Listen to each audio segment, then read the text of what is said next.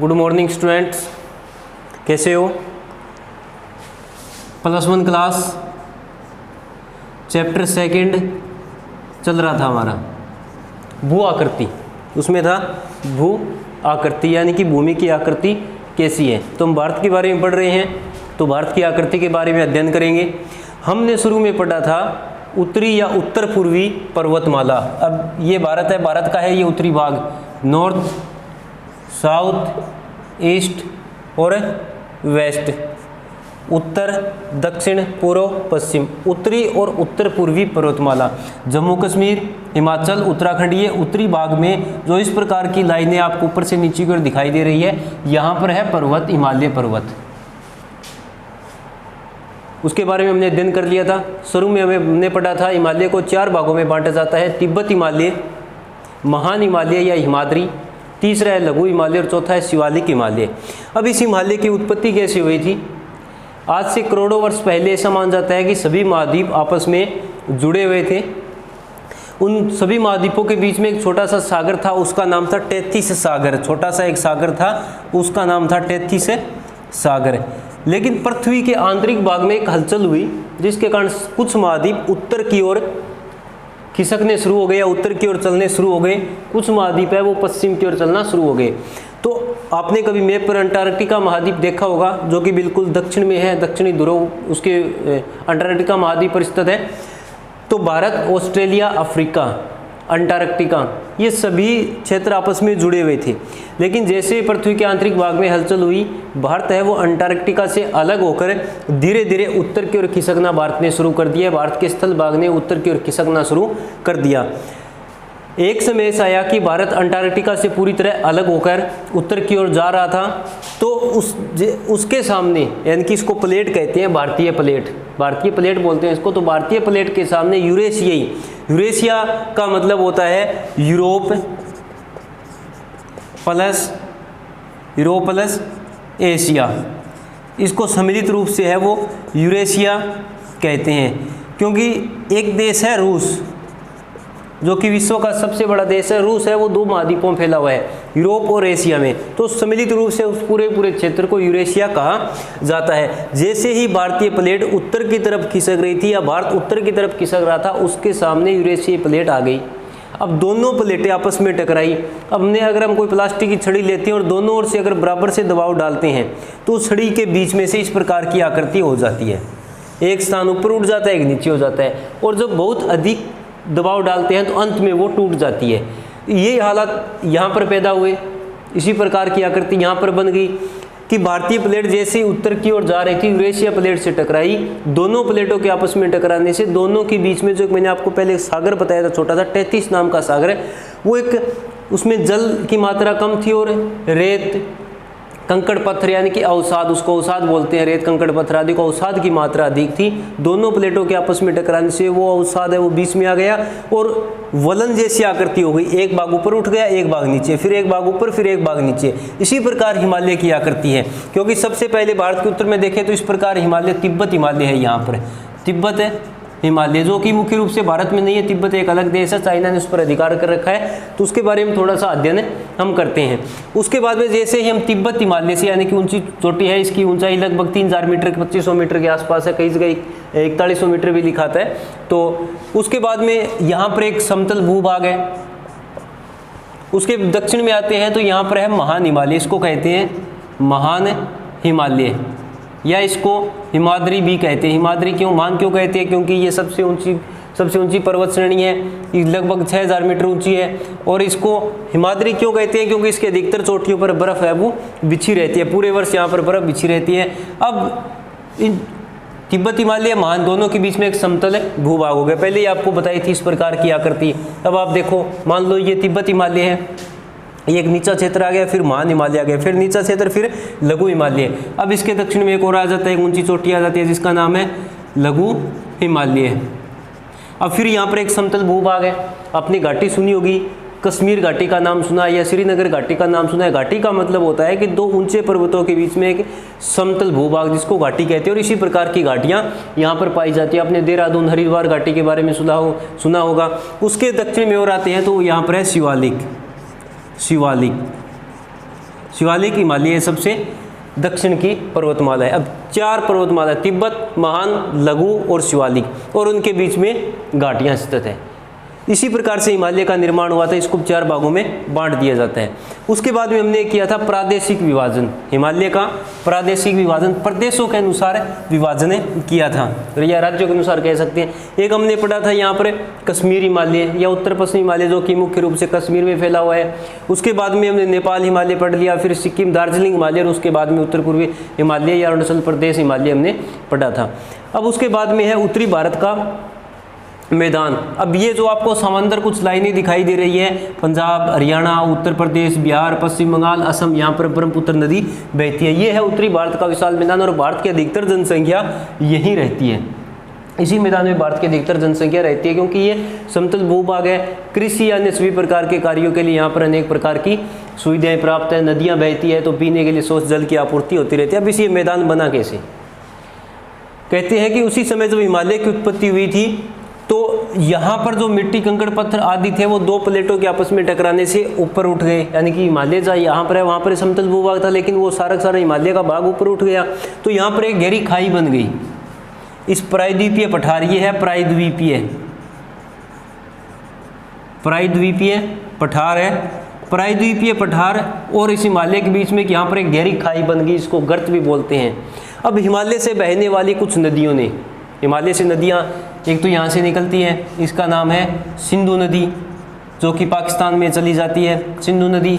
फिर मानसरोवर झील है, यहाँ पर मानसरोवर झील है यहाँ पर।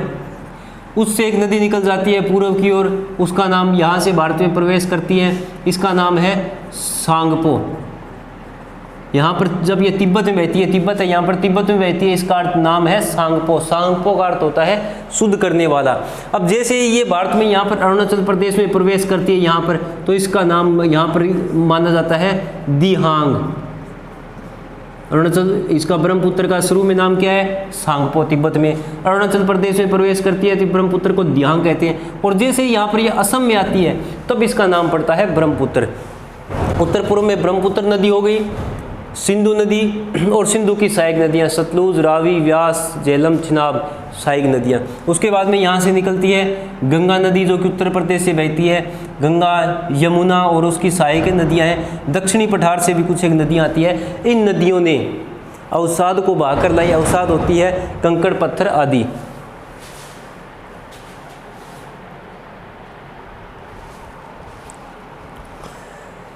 तो हिमालय से बहने वाली नदियों ने यहाँ पर हिमालय से कंकड़, पत्थर, रेत आदि को जमा कर इस गर्त में जमा करते रहे। इसी प्रकार प्रायद्वीपीय पठार से भी कुछ नदियाँ, चंबल, बेतवा, सोन, केन आदि नदियाँ हैं, जो इस पठार से निकलकर उत्तरी भाग की ओर बहती और यहाँ से कंकड़, पत्थर आदि को बहाकर इस गर्त में जमा करते रहे। यहाँ पर एक समतल मैदान का निर्माण हो गया। आपने कभी महसूस किया होगा, जब तेज़ बारिश होती है, वर्षा होती है, तो पानी की गति तेज़ होने के कारण उसके साथ कुछ एक मिट्टी भी बहकर चली जाती है। इसी प्रकार नदियाँ जब पर्वतीय क्षेत्रों से निकलती है, ऊंचाई से नीचे की ओर आती है, तो अपने साथ कंकड़, पत्थर, मिट्टी आदि को बहाकर लाती है और उस नीचे स्थान निमन गर्त में जमा करती रही। उत्तरी भारत के विशाल मैदान का निर्माण हुआ था। तो इसको सिंधु, गंगा और ब्रह्मपुत्र नदियों का मैदान भी कहा जाता है, क्योंकि सिंधु नदी ये ज़रूर पाकिस्तान में प्रवेश कर जाती है, लेकिन इसकी सहायक नदियां हैं सतलुज, रावी, व्यास, चिनाब, झेलम, उस नदियों ने यहाँ पर अवसाद जमा करने में महत्वपूर्ण भूमिका निभाई है। इसके अलावा यहाँ पर गंगा नदी, जो कि भारत की बहुत ही महत्वपूर्ण नदी है, और इसके अलावा यहाँ पर है ब्रह्मपुत्र, उत्तर पूर्वी भारत में, इसने भी असम में मैदान का निर्माण किया है। तो सिंधु, गंगा, ब्रह्मपुत्र तीनों का मैदान ये मान जाता है। अब ये कहाँ से कहाँ तक है? ये सिंधु नदी से लेकर पूर्व में ब्रह्मपुत्र नदी तक फैला हुआ है। 3200 किलोमीटर की इसकी चौड़ाई है, लेकिन कुछ एक भाग है वो पाकिस्तान में भी है इस मैदान का, इसलिए इसकी भारत में चौड़ाई है वो 2400 किलोमीटर, लंबाई। पूर्व से पश्चिम है ये हो गया पश्चिम, और ये है पूर्व। इसकी लंबाई कितनी लिखेंगे हम? 2400 किलोमीटर इस मैदान की चौड़ाई है वो 150 से 200, कहीं पर ये 150 से 300 भी इसकी चौड़ाई हो जाती है। उसके बाद में दे रखा है इसने भारत के मैदान का भौतिक विभाग दे रखे हैं। एक है भाफर और दूसरा है तराई। अब भाफर और तराई में क्या होता है कि जब नदी जैसे कि हिमालय पर्वत है, एक समतल भूभाग आ जाता है, तो जब नदी उत्तर से दक्षिण की ओर आती है, जैसे कोई नदी है वो उत्तरी भाग से दक्षिण की ओर आ रही है, यानी कि यहाँ पर है पर्वत, यहाँ पर पर्वत है और यहाँ पर मैदान है। जब कोई भी नदी वो पर्वतीय क्षेत्रों से मैदान की ओर आती है तो अपने पानी की गति तेज़ होती है। जब नदी पर्वतीय क्षेत्र से मैदान की ओर आती है, पर्वतों से नदी निकलती है, तो पानी की गति है बहुत अधिक तेज़ होती है, क्योंकि पानी ऊपर से नीचे की ओर आ रहा है। लेकिन एक स्थान ऐसा आता है जब मैदान और पर्वतों का जहाँ पर मिलन होता है, या पर्वत की पदसतली हम बोल सकते हैं, जहाँ पर पर्वत समाप्त होते हैं और मैदान की शुरुआत होती है, वहाँ पर नदी में जो बड़े बड़े कंकड़ पत्थर आदि है, तो वो उस स्थान पर, क्योंकि पानी की गति फिर कम हो जाती है, जैसे नदियाँ समतल भाग में प्रवेश करती है तो वहाँ पर पानी की गति कम हो जाती है, तो कंकड़ पत्थर आदि है वो इस बड़े बड़े कंकड़ पत्थर इस स्थान पर नदी जमा करना शुरू कर देती है, उसको कहते हैं वापर प्रदेश। और ये एक बंजर जैसी भूमि होती है, यहाँ पर बहुत ही कम पेड़ पौधे या वृक्ष उगते हैं। उसके बाद में एक क्षेत्र है तराई। अब इसी वापर के दक्षिण में, वापर के ये जो वापर शब्द है इसके, ये तो हो गया बड़े बड़े कंकड़ पत्थर आदि यहाँ पर एक स्थान पर जमा कर दिए। उसके बाद में है तराई, तराई मैदान, ये वापर के दक्षिण में है। बड़े बड़े कंकड़ पत्थर पहले जमा कर दिए, उसके बाद में जो छोटे कंकड़ पत्थर बचते हैं वो भी स्थान पर जमा करना नदी शुरू कर देती है। तो वापर के दक्षिण में जो छोटे छोटे कंकड़ पत्थर अवसाद आदि जमा होती है उसको तराई का मैदान कहते हैं। दोनों में अंतर भी दिया गया है। उसके बाद में एक शब्द और है बांगर, और एक है खादर। अब बांगर किसे कहते हैं, बांगर से आप समझ सकते हो, बांगर और खादर। बांगर और दूसरा शब्द है खादर।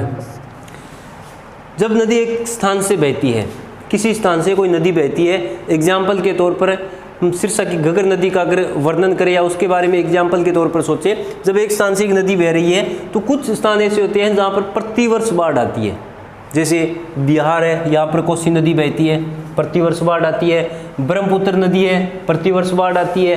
गंगा का जो निचला भाग है यहाँ पर प्रतिवर्ष बाढ़ आती है। कुछ नदियाँ ऐसी है जहाँ पर प्रतिवर्ष बाढ़ आती है। अब इस नदी का पानी, अत्यधिक पानी की मात्रा हो जाती है तो किनारों को तोड़कर इस चारों ओर इसके भाग में फैल जाता है, तो यहाँ पर एक नई मिट्टी का निर्माण होता है। नदी के वर्षा के समय नदी में अत्यधिक पानी की मात्रा होती है, जितनी पानी की मात्रा होती है उतनी मिट्टी की मात्रा होती है। जब नदी के किनारे टूट जाते हैं तो पानी है वो चारों ओर फैल जाता है और यहाँ पर एक नई मिट्टी का निर्माण होता है, उसको कहते हैं खादर भूमि। बांगर का अर्थ होता है कि ऐसे क्षेत्र जहाँ पर पिछले कई वर्षों से बाढ़ ना आई हो, ऐसे क्षेत्र जहाँ पर पिछले कई वर्षों से बाढ़ ना आई हो और वो एक पुरानी जलोढ़ मिट्टी है, उसको बांगर कहा जाता है। पुरानी जलोढ़ मिट्टी जहाँ पर कई वर्षों से बाढ़ ना आई हो उसको बांगर कहा जाता है। ये दोनों में फिर खादर नई जलोढ़ मिट्टी, प्रत्येक वर्ष यहाँ पर बाढ़ आती है। बांगर पुरानी जलोढ़ मिट्टी, प्रत्येक वर्ष यहाँ पर बाढ़ नहीं आती, और दोनों में अंतर भी दिया गया है। उसके बाद में अगला हमारा है प्रायद्वीपीय पठार। अब सबसे पहले तो ये है प्रायद्वीपीय पठार, ये इसकी सीमा है, इस प्रकार से ये है प्रायद्वीपीय पठार।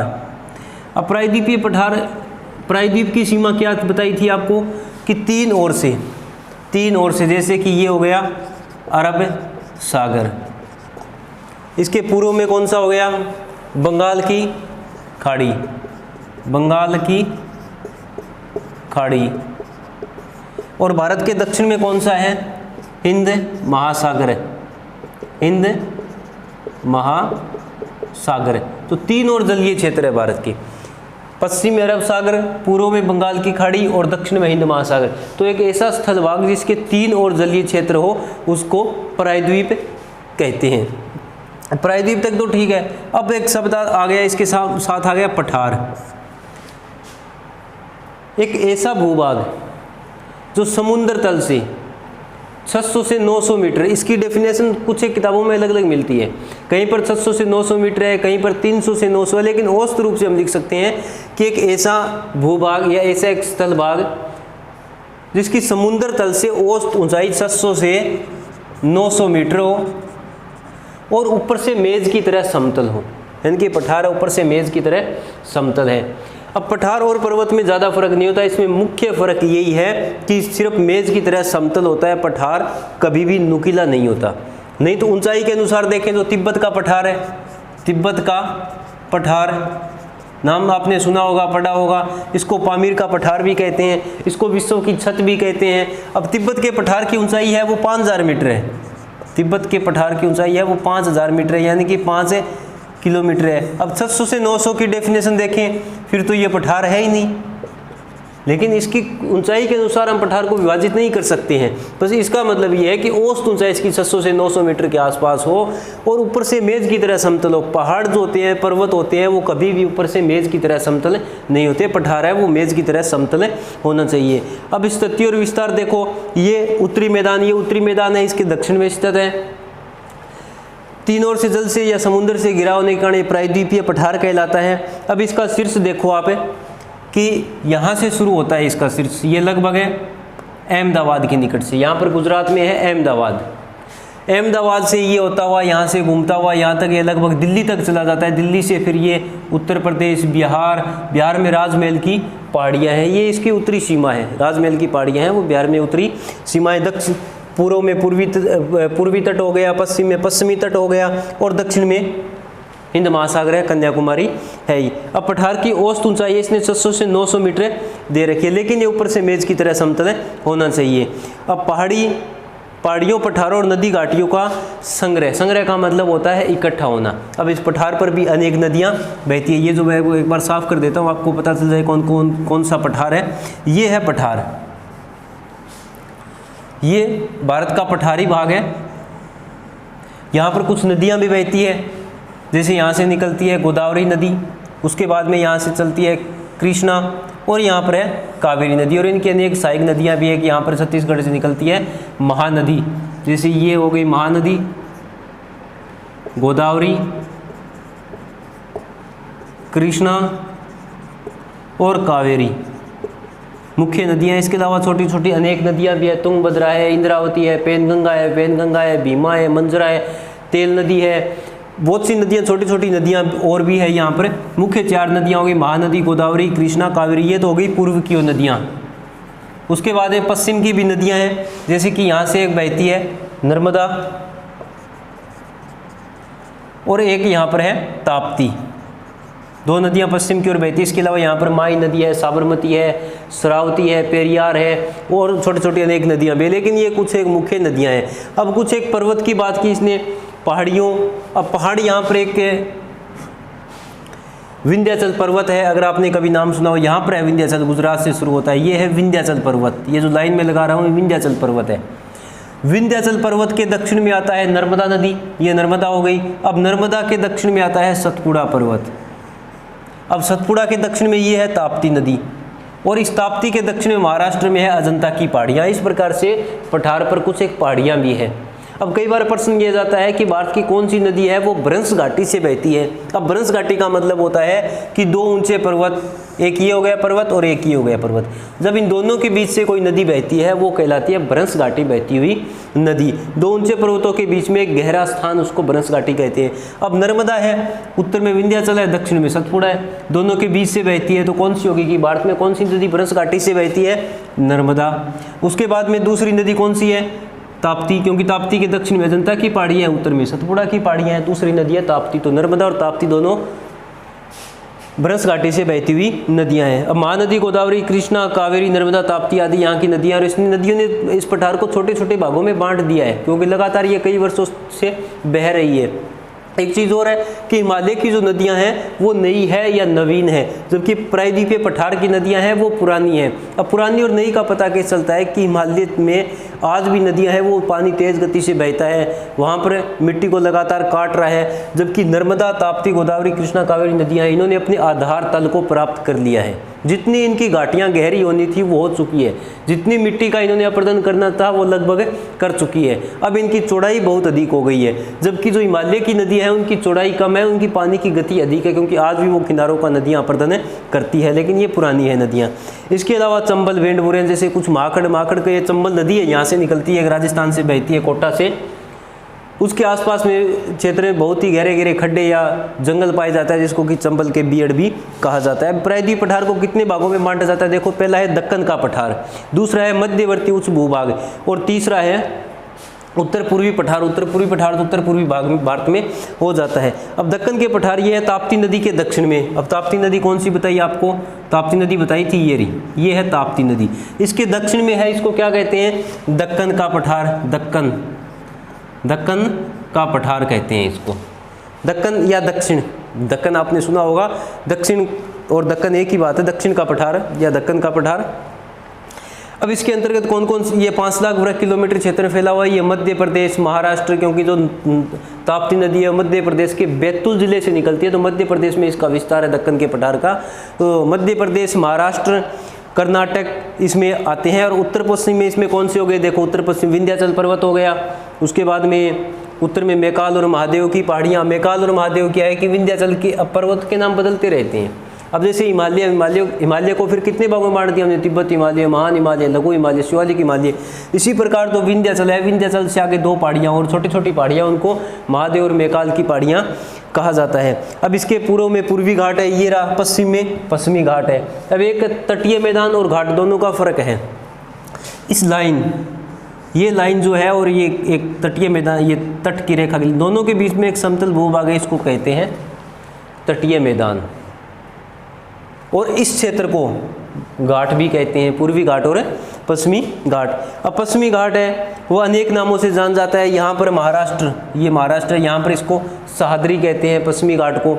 उसके बाद में कर्नाटक और तमिलनाडु में नीलगिरी की पहाड़ियाँ। अब नीलगिरी पर्वत है वो यहाँ है, नीलगिरी का पर्वत है दक्षिण भारत में। ये केरल, नीलगिरी पर्वत जो है वो केरल, कर्नाटक और तमिलनाडु, 3 राज्यों में नीलगिरी का पर्वत है फैला हुआ है। यहाँ पर इलायची की पहाड़ियाँ भी है, जहाँ पर सबसे अधिक इलायची का उत्पादन होता है। महाराष्ट्र में ताप्ती नदी की घाटी है, पश्चिमी तटीय मैदान अरब सागर के बीच समानांतर कुमारी अंतरीप। कुमारी अंतरीप क्या है, ये है कन्याकुमारी, कन्याकुमारी, इसको कुमारी अंतरीप भी कहते हैं, कन्याकुमारी को कुमारी अंतरीप भी कहते हैं। ये घाट है ये अरब सागर की ओर। यहाँ पर एक ऊंचा पर्वत है जिसकी ऊंचाई है लगभग 1200 मीटर। उससे आगे तटीय मैदान शुरू हो जाते हैं, इसको क्या कहते हैं, पश्चिमी घाट। बिल्कुल कगार की तरह खड़ा है। अब जब हम मानसून का जिक्र कर रहे हैं कि मानसून आने वाली 1 जून को सबसे पहले केरल में टकराएगी, वो इसी पश्चिमी घाट के कारण होता है। कारण क्या है कि यहाँ पर एक भूमध्य रेखा है 0 डिग्री की, आपको पहले ही बताया है कि हवाएं जो है वो इस प्रकार से चल रही है। जैसे इस भूमध्य रेखा और भारत के दक्षिण भाग के बीच में दूरी है वो 876 किलोमीटर है। जैसे ये हवाएं इस लाइन को पार करती है तो वो दाहिनी ओर मुड़ जाती है। अब जिस प्रकार हवाएं ऐसी आ रही है, दाहिना हाथ ये है, तो हवाएं इस प्रकार से मुड़ जाती है, कोरियलिस बल बोलते हैं इसको। तो कुछ हवाएं तो भारत के दक्षिण से निकल जाती है और बंगाल की खाड़ी में पहुंच जाती है, जबकि कुछ हवाएं भारत की ओर चली आती है। और सबसे पहले इसके सामने आता है ये पश्चिमी घाट, जिसकी ऊंचाई है 1200 मीटर है, और इससे हवाएं टकराती है और यहाँ पर वर्षा शुरू हो जाती है। इसीलिए सबसे पहले वर्षा है वो केरल में शुरू होती है, उसके बाद में देश के अन्य भागों में वर्षा शुरू होती है। ये प्रोसेस है मानसून का। तो पश्चिमी घाट अब हम पढ़ रहे थे पश्चिमी घाट के बारे में। तो तीव्र सीढ़ीनुमा ढाल वाले, यानी कि जिस प्रकार सीढ़ियाँ होती है उसी प्रकार इनकी ढाल है।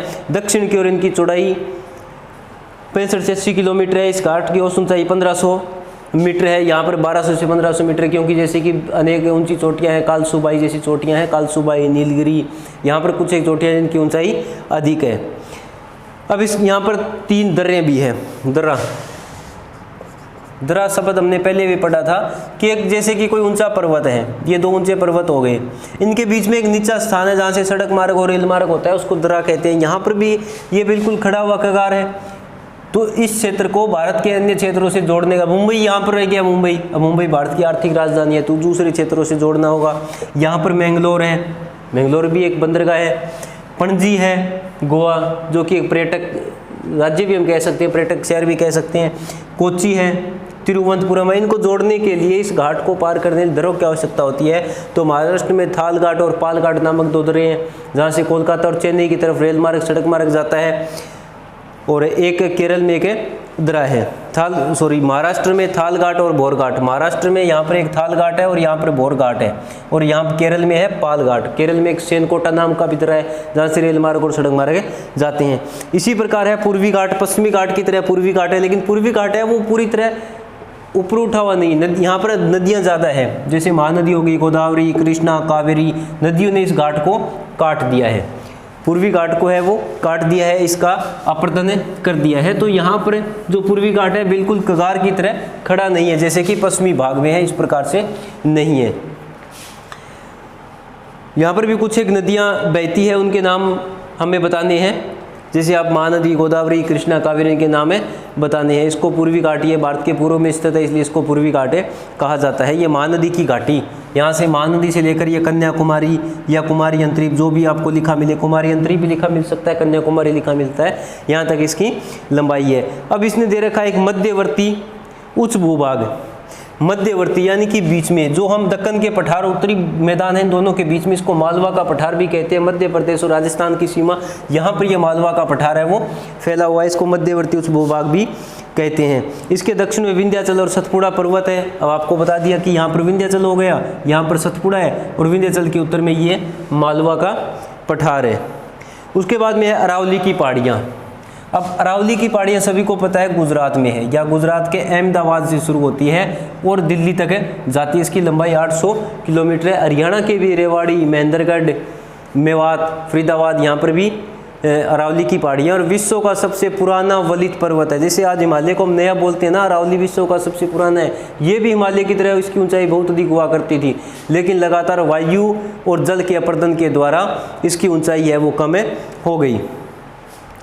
उसके बाद में है विंध्याचल पर्वत श्रेणी, सतपुड़ा पर्वत श्रेणी या बुंदेलखंड है। छोटा नागपुर पठार के बारे में हमें पढ़ना है, ये बहुत ही महत्वपूर्ण है और भारत के लगभग ये पूर्वी भाग में स्थित है। और इस महत्व क्यों है ये, यहाँ पर है छोटा नागपुर पठार, मुख्य रूप से ये झारखंड में है, मुख्य रूप से झारखंड में। अब ये महत्वपूर्ण क्या है, क्योंकि छोटा नागपुर पठार पर भारत में सभी प्रकार के खनिज पाए जाते हैं। औद्योगिक संपदा की दृष्टि से बहुत ही संपन्न है। चाहे यहाँ पर मुख्य रूप से बात करें तो कोयला, लोहा, मैग्नीज, यूरेनियम, चिकनी मिट्टी, या फिर अनेक प्रकार की चूना पत्थर, सभी प्रकार के लगभग खनिज है वो यहाँ पर छोटा नागपुर पठार पर पाए जाते हैं। मुख्य रूप से ये झारखंड में है। झारखंड के अलावा इसका कुछ एक क्षेत्र है वो उड़ीसा, छत्तीसगढ़, पश्चिम बंगाल में भी फैला हुआ है। उसके बाद यहाँ आता है उत्तर पूर्वी पठार। अब उत्तर पूर्वी पठार, उत्तर पूर्व की बात की है तो सीधी बात है कि भारत के उत्तर पूर्व में जो राज्य हैं वहीं पर ये मिलेगा। तो उत्तर पूर्वी पठार है भारत के उत्तर पूर्व में, इसको मेघालय का पठार भी कहते हैं। उत्तर पूर्वी पठार को क्या कहते हैं, मेघालय का पठार भी कहते हैं। ये राजमहल की पहाड़ियाँ, राजमहल की पहाड़ियों से पूर्व में स्थित है। यहाँ पर एक असम, ये है असम, यहाँ पर एक कार्बी एंग्लो का भी पठार है। ये है मेघालय, मेघालय के बारे में आपने अगर पढ़ा हो कभी, ये मेघालय किस प्रकार की आकृति है। यहाँ पर गारो, खासी और जयंतिया 3 पहाड़ियाँ भी है यहाँ पर। अब इसकी उत्पत्ति कैसे हुई थी कि हिमालय की उत्पत्ति के इसमें भारतीय प्लेट के उत्तर पूर्व दिशा में खिसकने के कारण, भारतीय प्लेट धीरे धीरे है वो पहले नॉर्थ की ओर जा रही थी, फिर इसका स्वरूप बदल जाता है और ये थोड़ी सी उत्तर पूर्व की ओर दिशा में चलना शुरू कर देती है। तो राजमहल की पहाड़ी और मेघालय के पठार में भ्रंश घाटी बनने से, ये है राजमहल की पहाड़ियाँ बिहार में, आपको पहले ही बताया राजमहल की पहाड़ियाँ बिहार में है, और ये है मेघालय का पठार। दोनों के बीच में एक भ्रंश घाटी बन गई थी, एक नीचा स्थान, भ्रंश घाटी का अर्थ होता है नीचा स्थान है, बन गया, अलग हो गए थे। बाद में नदियों के द्वारा इनमें जलोढ़ मिट्टी को जमा कर दिया गया और इस भ्रंश घाटी को भर दिया गया था। अब उसके बाद में हिमालय पर्वत और प्रायद्वीपीय पर्वत श्रेणी, दोनों में फ़र्क क्या है। हिमालय है वो युवा वलित पर्वत है। वलित का मतलब क्या होता है, ये है वलित, एक भाग ऊपर उठा और एक भाग नीचे धंसा वो होता है वलित। युवा का मतलब ये नया है। प्रायद्वीपीय पर्वत क्या है, ये प्राचीन पहाड़ियाँ हैं और भारतीय उपमहाद्वीप के प्राचीन भूखंडों का, यानी कि बहुत ही पुरानी पहाड़ियाँ हैं, जैसे कि विंध्याचल है, सतपुड़ा है, पश्चिमी घाट है, पूर्वी घाट, अजंता की पहाड़ियाँ, ये हिमालय से बहुत अधिक पुरानी है। फिर है कि हिमालय पर्वत में ऊंचे हिमाच्छादित शिखर पाई जाती है, हिम प्लस आच्छादित, यानी कि हिम से ढके ऊंचे पर्वत शिखर। जबकि दक्षिण भारत में हिम नहीं पड़ती है, बर्फ नहीं पड़ती है दक्षिण भारत में, बर्फ सिर्फ है उत्तरी भारत में ही गिरती है, मुख्य रूप से हिमालय में। दक्षिणी भारत में कभी बर्फ नहीं पड़ती है, चाहे विंध्याचल है, सतपुड़ा, नैमुडी, कितनी ऊंची चोटियाँ हैं, यहाँ पर कोई बर्फ नहीं पड़ती है। अब इन पर्वतों में खनिज, हिमालय पर्वत में खनिज नहीं मिलती है, ना के बराबर खनिज है, जबकि दक्षिण भारत में ये प्रायद्वीप पठार है, ये खनिजों का घर कहा जाता है। यहाँ पर हीरा, सोना, चांदी, यूरेनियम, मैग्नीज, लोहा, कोयला, सभी प्रकार के खनिज है यहाँ पर पाए जाते हैं। अब हिमालय पर्वत है, इनका विस्तार भारत के उत्तर में है और प्रायद्वीपीय का भारत के दक्षिण में है। हिमालय पर्वत में अनेक महाखंड पाए जाते हैं। महाखंड का अर्थ होता है जब नदी ऊपर से नीचे की ओर आती है, जैसे नदी का पानी ऊपर से नीचे की ओर आ रहा है, लगातार नीचे की ओर गिर रहा है, तो वहाँ पर एक गहरा स्थान है बना दिया जाता है। आपने कभी देखा होगा कि जब पानी ऊपर से नीचे की ओर गिरता है उसको जलप्रपात कहते हैं, वो तो बिल्कुल नीचे गिरा है, लेकिन कई बार नदी है वो इस प्रकार से थोड़ा सा स्लोप लेती हुई चलती है, सीढ़ियों की आकृति में चलती है, तो मिट्टी को काटती रहती है और एक गहरा स्थान बना देती है। हिम नदी क्या होती है, जैसे एक समतल मैदान में एक नदी बह रही है, इसी प्रकार पर्वतों की ऊंची चोटियों पर जो बर्फ है वो धीरे धीरे नीचे की ओर खिसकने लगती है, जिसको हिम नदी कहते हैं, यानी कि हिम की नदी कहते हैं। जबकि प्रायद्वीपीय की पहाड़ी है वहाँ पर कोई हिम नदी या महाखंड नहीं है। महाखंड क्यों नहीं है, क्योंकि वो नदियाँ पुरानी है और उन्होंने अपने आधार तल को प्राप्त कर लिया है और उनकी चौड़ाई बहुत अधिक हो गई। और पर्वत है वो सतत वाहिनी नदियों के स्रोत है, यहाँ से जितनी भी नदियाँ निकलती है हिमालय पर्वत से वो लगातार बहती रहती है। जबकि दक्षिण भारत से नदियाँ निकलती है वो सतत वाहिनी नहीं है। अब सतत वाहिनी का मतलब होता है लगातार बहने वाली। अब क्यों नहीं है, महानदी है, गोदावरी है, कृष्णा, हाँ कावेरी एक नदी सतत वाहिनी, उसमें पानी की मात्रा बनी रहती है। कारण क्या है कि जुलाई से लेकर सितंबर तक तो यहाँ से वर्षा हो जाती है इस क्षेत्र में, दिसंबर तक, जुलाई से लेकर दिसंबर तक तो यहाँ से वर्षा हो जाती है और नवंबर दिसंबर में फिर इस प्रकार से यहाँ पर वर्षा शुरू हो जाती है। तो कावेरी नदी का ये जो क्षेत्र है यहाँ पर पानी की मात्रा बनी रहती है। जबकि चाहे नर्मदा है, ताप्ती है, महानदी, गोदावरी, कृष्णा, इन नदियों में सर्दियों के समय यानी कि जनवरी, फरवरी, मार्च और अप्रैल पानी की मात्रा न्यूनतम स्तर तक हो जाती है। कई बार तो नदियाँ हैं बिल्कुल सूख जाती है, क्योंकि इस समय ना तो वर्षा होती है, बर्फ़ यहाँ पर गिरती नहीं है, तो बर्फ़ है पिघलती नहीं है, इसलिए इनमें पानी की कमी रहती है। दोनों में ये अंतर है और अच्छे से आपको ये पढ़ना है और समझने की कोशिश करना। जो बुक में मैप दिया गया है उसमें से देखकर समझने की कोशिश करो तो समझ आ जाएगा, रट्टा मारने की बजाय कोशिश करना, अच्छे से समझ आ जाएगा। Thank you.